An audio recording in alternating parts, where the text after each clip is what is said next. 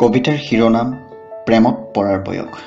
মৰমত তাতে মোক ডুবিব দিয়া। মই ক'লো ভাল পা তোমাক। सुन ले ये पुकार तू भी सुन ले। তাই ক'লে এই বয়সত बोलते हैं कौन हूँ मैं अपने नैनों से सुन कौन हूँ मैं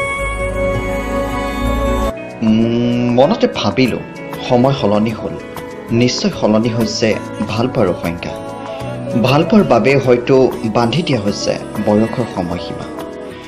বিভিন্নজনক সুধিলোঁ, গীতা ৰামায়ণ মহাভাৰতো পঢ়িলোঁ, তথাপি নাপালোঁ প্ৰেমত পৰা বয়সৰ সঠিক উত্তৰ।